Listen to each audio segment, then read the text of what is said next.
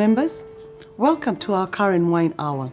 This is our fourth episode, and with me today is Mukami, who's going to be taking us on a journey on the South African wines yet again.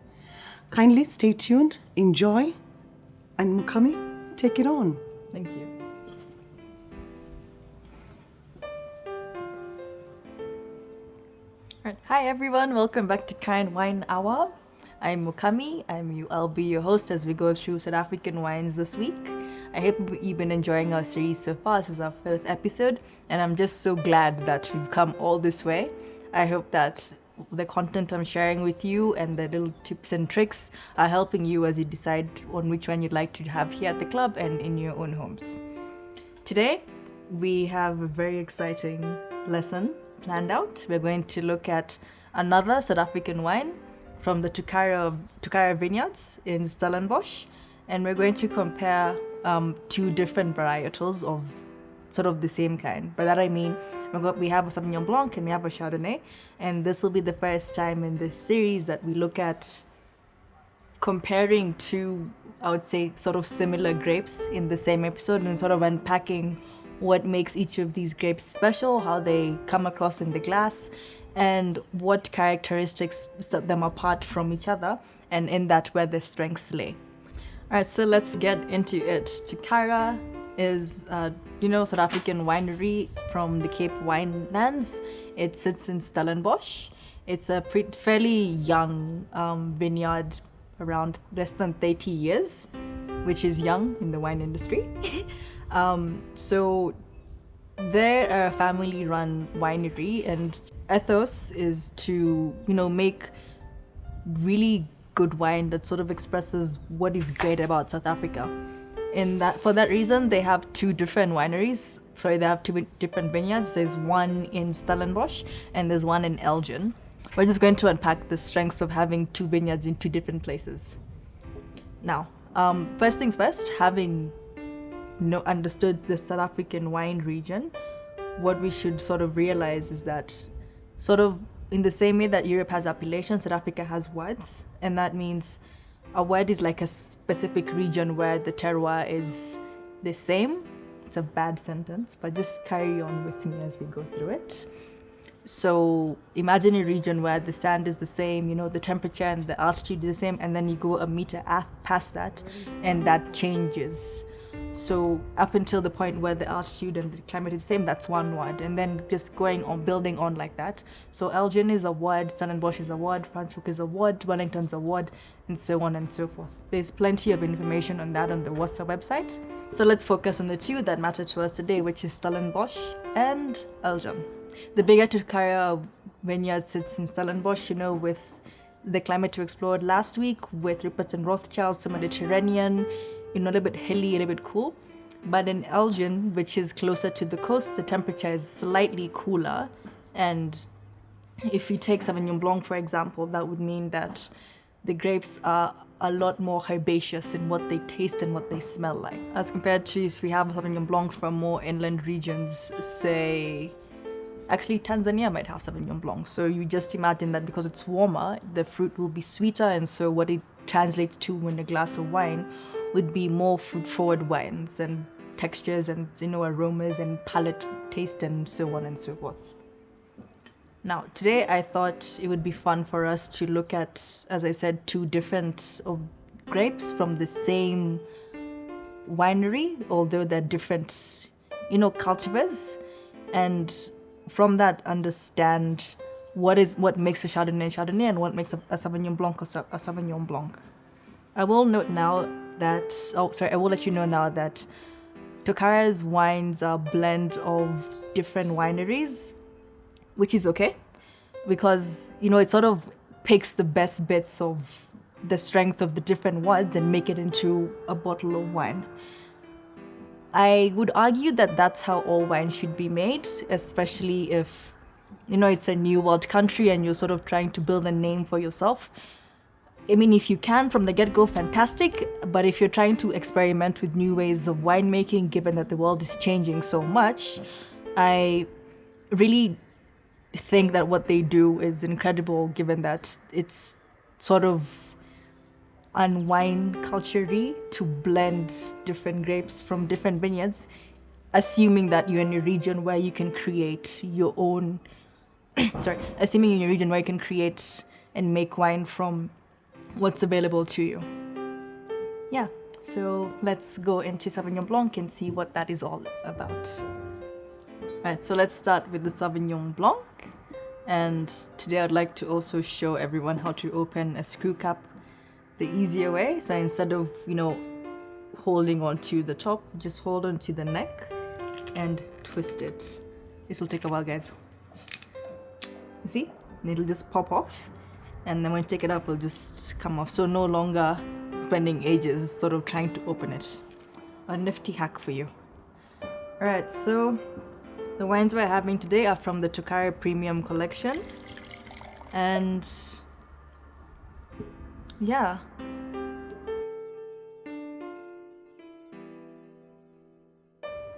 Alright, so we have our nice Sauvignon Blanc now in the glass, and it's very young, bright, crisp, fresh. It sort of smells like, being outdoors on a sunny day. Like right now, I hope you can see the sun behind me. And for me, I'd say when I go out to have a Sauvignon Blanc, I want something that is refreshing, not something that would be, too complex. I like it easy drinking, welcoming, like an aperitif. And I'm biased, I like Sauvignon Blanc that you don't eat with. That's just me. Perhaps you like it differently, do let me know. But just from what this one smells like, and that nice salinity in the, once you taste it sort of tastes like oysters. This for me is a perfect Sauvignon Blanc. Yeah, so now let's mix it up and have the Chardonnay. Another thing about Tokara is that all the grapes are hand harvested. And I said that also last week, and for me that matters quite a lot because I like to know that what the product I'm having, whoever made it or is behind the making process, just spend that extra time to add that personal touch, and just, that extra effort is what I look for when I go and buy wine. So here we have the Chardonnay. As you can see, if you got these two at a blind tasting, you might not be able to tell unless you really studied the different hues in white wine. But,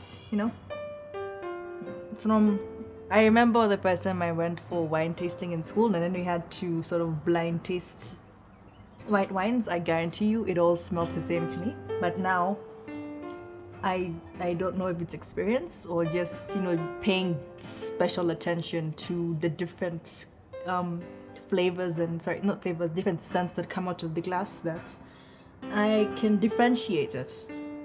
Perhaps when you're out next at the club, you could, if you're out with someone like your mate or your friends, just maybe you could try and see if you can discern the different types of wine just from the smell. I think that would be fun. But I'm digressing, let's talk about Chardonnay. This one, you can definitely tell that this was aged in French oak from the nice, warm, vanilla, cashew nuts smell that comes from the glass. And also with the color, this is a bit more golden than some Chardonnays. Of course, you could go out and you could have, you could go out and have a Chardonnay that's unoaked. And for me, it smells very much like a Sauvignon Blanc. But when you compare the two, an oak Chardonnay just as compared to a Sauvignon Blanc, it's heavier when you smell it, which might sound a little bit abstract. But trust me when I tell you, that's the case.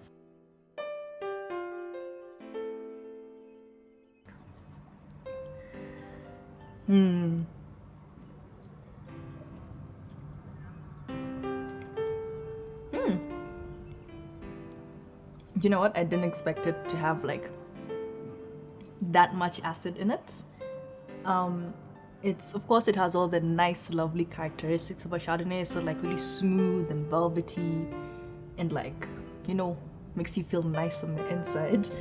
But it also has some kick to it in that it's still got some lime in the aftertaste, and some sort of like pineapple skin. So pineapple is a sweet fruit, but if you bite into the sour bit, it's like oof. But so something like that, but not as, how do I say, intense on the palate. So I'd say this is a Chardonnay that's definitely made in the New World style. It would be unfair to put this against Old World Chardonnay just because the winemaking style is so different and the flavors that the winemakers of Tokara are trying and executing very well in expressing from this wine would or may not, match up to Old World Chardonnay, which is bent in being more like velvety.